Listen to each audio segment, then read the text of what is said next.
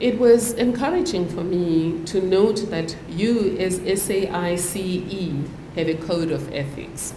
And I noted that among other things, you have undertaken to act with integrity and fairness, to have regard for the public interest and for the interests of all those affected by your professional activities.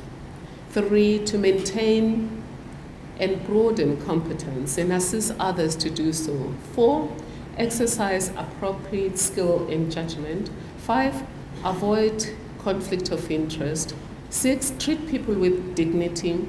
And 7, don't misrepresent your areas of experience and responsibility.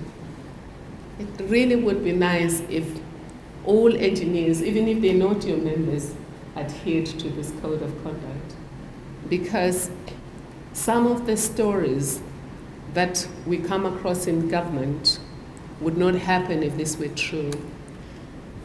I speak to you as the public protector, somebody who heads an institution that investigates improper conduct, alleged or suspected improper conduct in state affairs, reports on that conduct and take appropriate remedial action. That is the power given to this institution by Section 182 of the Constitution, read with Section 181. We operate also in terms of the Public Protector Act that gives this office the power to investigate maladministration and to remedy the impact thereof. We operate also in terms of the Executive Members Ethics Act that gives this office the power to enforce the Executive Ethics Code, and we also operate in terms of the Protected Disclosures Act that allows people who see wrongdoing to deposit their knowledge with us, my office and the Auditor General. Lastly, we also operate in terms of the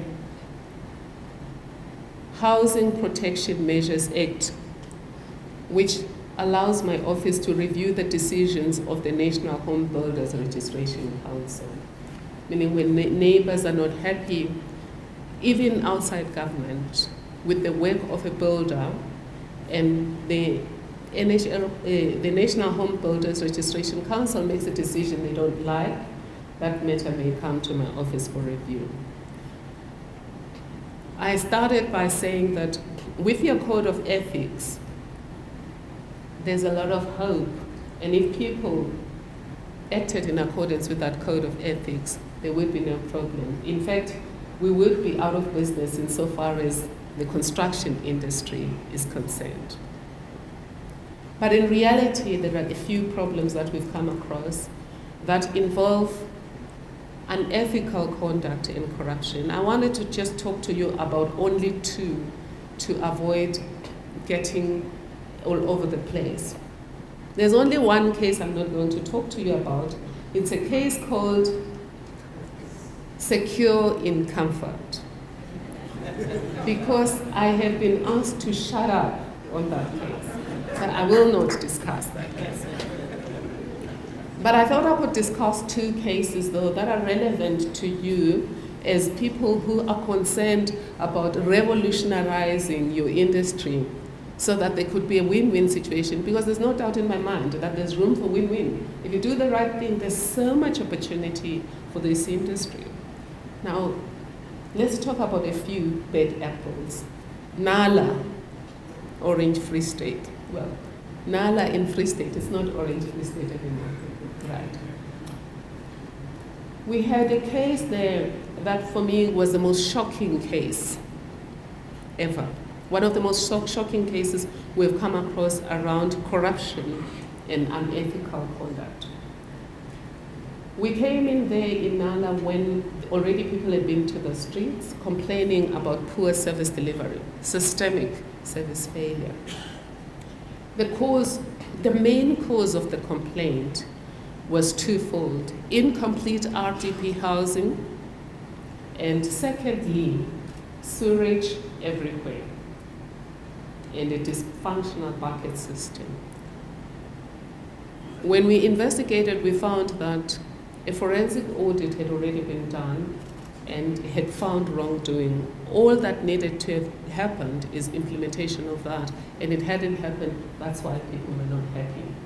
When we scratched the surface and got into the meat of the matter, we found that there were two things that had happened. Is that although the municipality had paid for a water treatment plant there,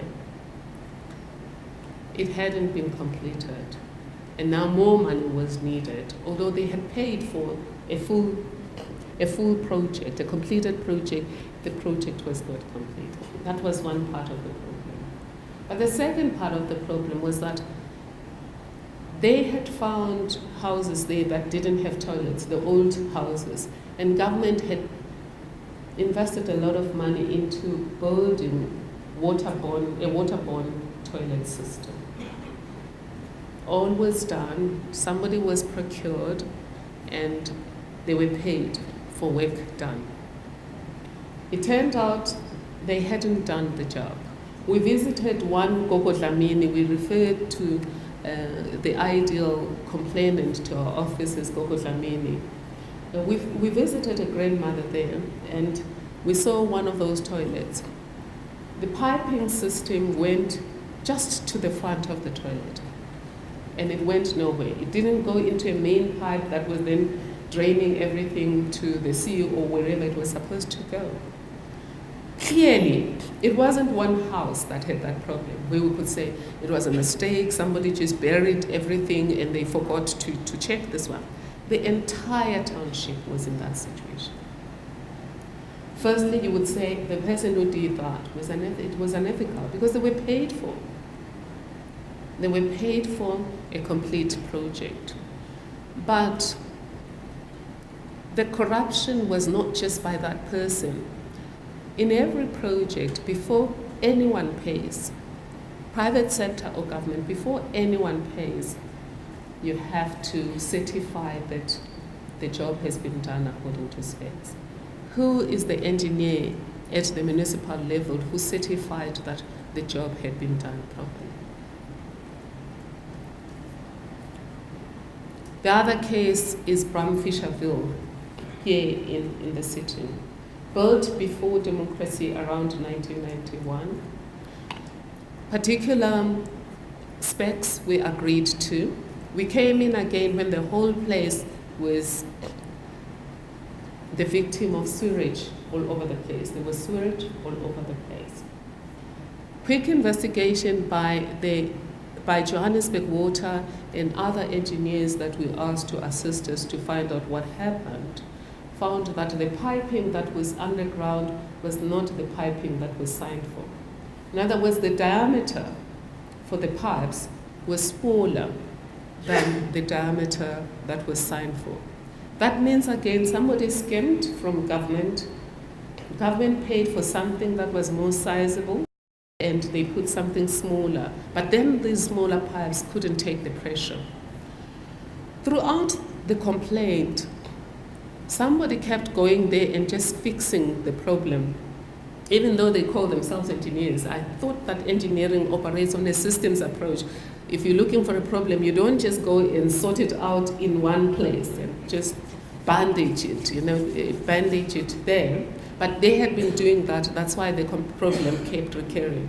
Until under this intervention by my office, they were forced to look at the entire system to look at where the pressure might be coming from. What are the lessons we've learned there? Firstly, it is important that people that are employed are people with a track record. Track record of integrity, track record of competence. But secondly, that those inside the system make sure that there is proper quality control. And when we sign off and say things have been done, things have been done. In other words, it's a two-way street. To ensure that we have a functional system, it's a two-way street. In the same way that corruption itself is a two-way street. There is a corrupter and there is the corrupted.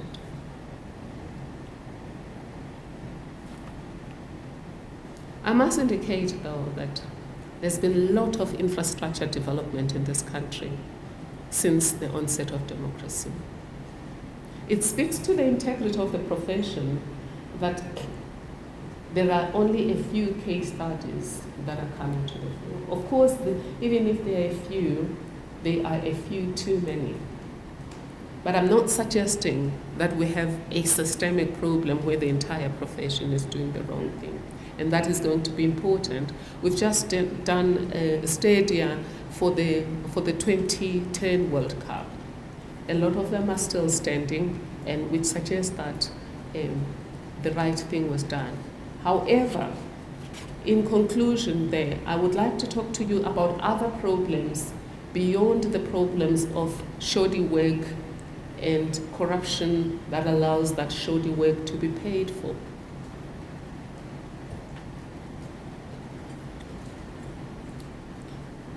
Recently, you are aware that we had a problem of stadia where there was a finding by the Competition Commission that there was colluding in inflating the pricing of those stadia.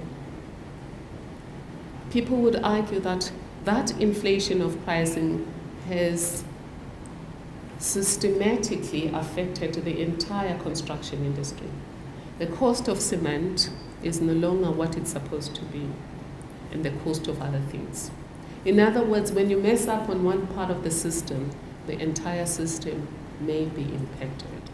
Of course, there are those who are arguing that why did we call it colluding or call it maladministration? Shouldn't we just call it corruption? I have explained that the Competition Commission dealt with it in terms of its act, and in terms of the act, it had to deal with it as collusion. But that doesn't prevent anyone investigating it as corruption, because it clearly was corruption. There was no question about it. From our side, I've already spoken to you about what we dealt in Nala. Our report was called Pipes to Nowhere, as the situation was. Read that report. Another report where we have found that there was wrongdoing, perhaps not in doing shoddy work, but again corruption, is on the point of tenders. This was a sophisticated scheme where the tender process was done according to the book. There's a proper tender advertised, a proper selection process, and what appears to be the best company gets the tender. But inside that system, the competition is systematically eliminated for small things. And we also found that those who got the tender for the program management unit were entering into deals with those they were going to manage. They were entering into deals whereby the company that was quality assuring on behalf of government was actually doing the work. And your code of conduct talks about not placing yourself in a conflict of interest. Now, if you are the ones who are going to do the design and you're the one who's going to quality assure, clearly there's a conflict of interest. Apart from the fact that there's corruption in that you are pretending that the company that you are supervising is doing the designs when you yourself are doing the designs. That was on the point of tenders. There are other things that we found on the point of tenders and many of these other investigations is overbilling or inflation of costs, false billing or billing for work not done, shoddy work but contractors paid in full, scope creep, where you start with a small scope of work and you increase it yourself because there's no proper quality assurance in government, and dishonest certification of projects. In the main speech, I've spoken to you very briefly about how overbilling happens, but I can speak to you about that when you ask questions. But basically, it talks to billing more than what you are supposed to be paid for. You do a project which was supposed to be 200,000, and you do work for 200,000, but when it comes to final payments, you bill them for more because they don't check the invoices. You keep double billing or triple billing for some of the periods in question. We come across a lot of those in the housing, in the RDP housing program. False billing is worse than overbilling, because overbilling, you do the work and you charge more. You double invoice or triple invoice. False billing means you just don't do it. It's plain theft. You don't do the work, you just bill for something you didn't do. And that's what we have seen in Nala and in a lot of the RDP housing programs, where somebody signs for 200 houses and builds 80. Doesn't build the 120, but collects for 200 houses. One premier informed me that he eventually went to the field himself to count the houses and found that indeed the houses were short, because staff came back and said, no, all of the houses were there. And yet the community was saying, no, not all of the houses were there. It requires integrity. Because the person, again, who signs and says, you built 200 houses, when you built 80, there may be corruption in that they are paid to say you built 200 houses, or they're just plain lazy, they don't go there and count. Shoddy work, we get a lot of complaints in this particular case, but one good example is the issue of foundations, where the structural unsoundness in these houses, and somebody okays it after the appropriate agencies have come back and said the structural unsoundness, you must start from square one. Somebody comes after a political solution has been found and says build upwards. Those houses go upwards, but later they come crumbling down. We've seen it happening a lot in the Northwest, when a municipal manager came and said, we must start from square one, after 3 agencies had said that the foundations were unsound. They moved forward and they just got him out of the system, but those houses have fallen apart. And government has to pay for a so-called rectification program. Again, if the rectification is done by somebody who's not an expert or who has no integrity, they come and paper over the cracks. So you pay for a false rectification program, because if it's structurally unsound, even if you put in cement there and you paper over the cracks, it will come back and it is going to tumble down. How can we work together to improve the problem? You've already started the solution, and I think for me, I'm not in a position to even tell you what to do. You speak about Civilution. I think it's a great concept, because really, as I said, there are opportunities for everyone. There are opportunities for a win-win approach. If we all operate with integrity, there's scope for people to get rich while saving people with integrity. Ladies and gentlemen, we live in a very rich country, even though Nigeria has just become richer than us, but we still are a rich country. Yes, you have heard that the news channels are buzzed with news that Nigeria has just overtaken South Africa as a new economic powerhouse. I still believe, though, that we have more than enough money and resources in this country to deliver the constitutional promise of an improved quality of life to everyone. What will it take? Operating within rules. By and large, people do operate within rules, but the ones that have deviated from the rules have cost us immensely. The other day, I spoke to young people about the children of Israel having taken 40 years to get to the promised land. We've taken 20 right now. We don't want to take another 20 before everyone can honestly enjoy the right to human dignity. Because there's no dignity if you don't have a proper sewerage system. There's no dignity if you study at a school that has no classrooms. There's 4 classes in one, or you're studying under a tree. There's no dignity if you go to a hospital that can only give you aspirins because there is no infrastructure. There is enough money if we all do the right thing and avoid maladministration. It is our duty to play a role to ensure that ours is a state that is accountable, operates with integrity at all times, and is responsive to the needs of all its people. We have already started on the journey.